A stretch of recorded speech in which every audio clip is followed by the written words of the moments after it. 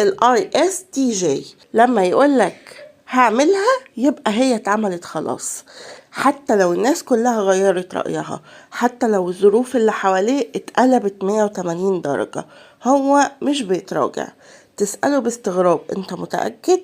يبصلك بكل هدوء ويقولك انا مسؤول. والحاجة الغريبة فعلا انه بينفذ كلامه ووعوده حتى لو مفيش اي حد شايفه، مش لقطة علشان يعجب حد ولا علشان يثبت انه احسن من غيره، لكن لانه مؤمن بكلمة واحدة: الوعود مش رفاهية، الوعود دين. السلام عليكم ورحمة الله وبركاته. عاملين ايه أصدقائي المميزين؟ النهاردة في الحلقة الرابعة من سلسلة الأنماط MBTI هنتكلم عن الشخص اللي شايل الكوكب كله على كتفه، النمط اللي بيمثل العمود الفقري لأي عيلة أو شركة أو فريق عمل، نمط اللوجستي.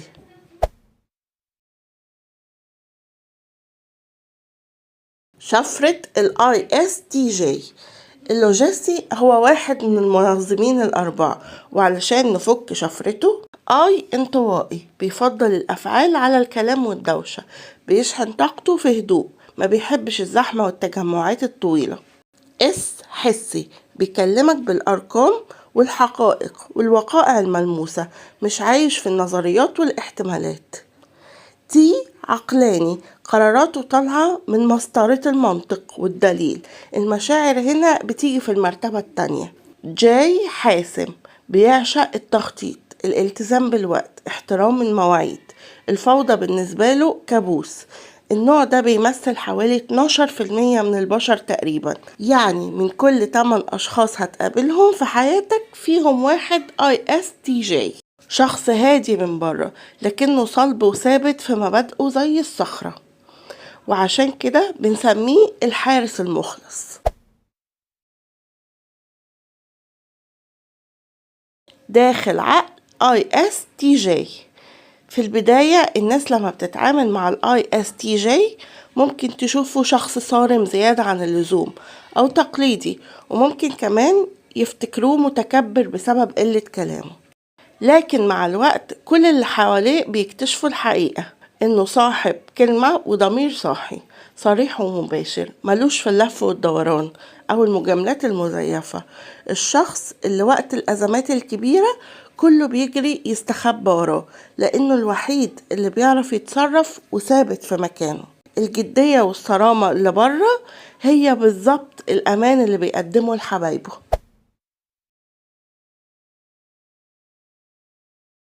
نقاط القوة والضعف والحل. من أقوى مميزاته إنه بيحول أي فوضى لنظام بيمشي زي الساعة، بيحافظ على هدوءه حتى لو الدنيا بتتحرق حواليه.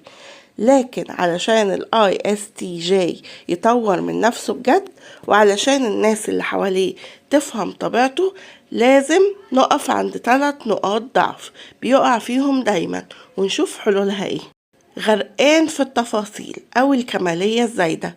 تخيل ISTJ بيجهز عرض شغل أو حتى بيظبط رحلة عائلية، ممكن يقضي ساعات طويلة يظبط الخطط، الألوان، المواعيد بالدقيقة، ويتأكد من كل تفصيلة صغيرة، مش لأنه فاضي، لكن عقله بيقوله إن التفاصيل هي اللي بتبني الأساس، ولو الأساس فيه غلطة كله هيقع.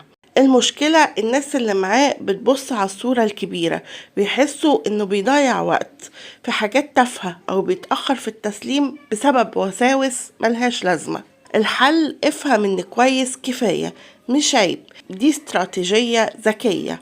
حط وقت محدد للتفاصيل وارفع عينك كل شوية، بص على الهدف الكبير علشان ما تخسرش وقت. الجمود وخوف الارتجال. ISTJ لما بيحط خطة بيكون دارسها وقاتلها بحث. فجأة يجي حد في وسط الشغل يقوله الخطة اتغيرت، هنعمل العكس ونرتجل، وهنا ISTJ بيقفل تماما ويبان عليه العصبية أو الرفض القاطع.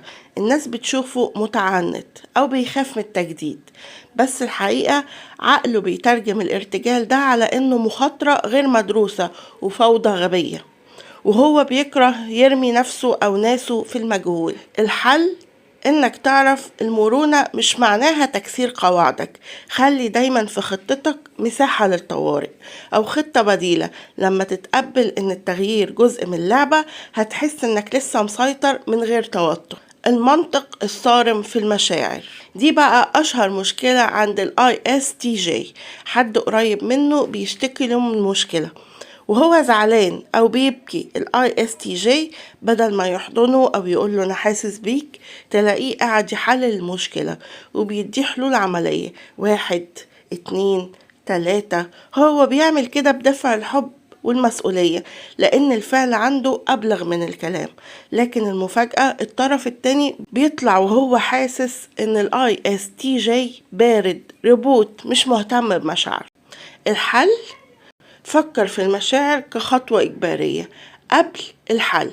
قبل ما تبدأ تصلح وتنفذ قول جملة تعاطف بسيطة: الناس مش دايما محتاجة مهندس يحل المشكلة، أحيانا محتاجين بس يحسوا إنك في ظهرهم وسمعهم. وفي الآخر اكتب الكلام ده من ذهب: خد استراحة من الواجبات. انت دايما شايل هموم ومسؤوليات الدنيا على كتافك وناسي انك انسان محتاج يرتاح. الراحة مش كسل، الراحة هي الوقود اللي هيخليك تكمل وتفضل واقف على رجلك. مشاهير نمط ISTJ. وعشان تعرفوا عظمة النمط ده وتأثيره شوفوا أمثلة من مشاهير النمط ده: الملكة إليزابيث الثانية، وارين بافيت، جورج واشنطن، وأنجيلا ميركل.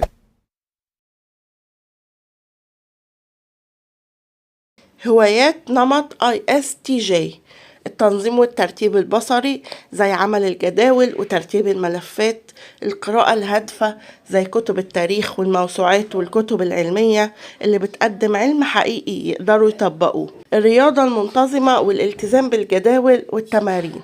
ال DIY بيحبوا يفكوا ويركبوا ويصلحوا الأعطال في البيت بنفسهم.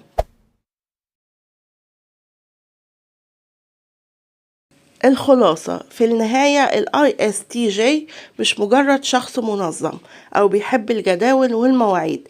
النسبة اللي قلناها فوق في الأول، ال 12% من البشر، دلوقتي بقت مفهومة جدا ومنطقية، لأن النسبة دي هي اللي بتبني الدول وبتدير الشركات وتبني مؤسسات الناجحة.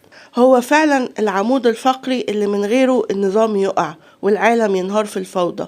هو اللوجستي اللي بيحافظ على التوازن والاستقرار. الشخص اللي لما تقول عليه يعتمد عليه الكلمة بتكون في محلها بالملي. لو انت ISTJ افتخر جدا بانك شخص يعتمد عليه وبإخلاصك ونقائك. او لو تعرف حد ISTJ في حياتك اديله التقدير والاحترام اللي يستاهله وسيبله المساحة، وهتشوف منه أداء وولاء يفوق كل توقعاتك. لو لسه مش عارف نمطك ايه بالظبط هتلاقي لينك الاختبار في الوصف وفي اول تعليق مثبت. شاركونا في التعليقات، طلعتوا ISTJ وايه اكتر صفة حسيتوها بتعبر عنكم. وما تنسوش لو عجبكم المحتوى اللي بنقدمه دوسوا لايك واشتركوا في روكنوليدج عشان تكونوا جزء من مجتمع روكنوليدج المتحمس للمعرفة. اشوفكم في الحلقة الجاية مع نمط جديد. مع السلامة.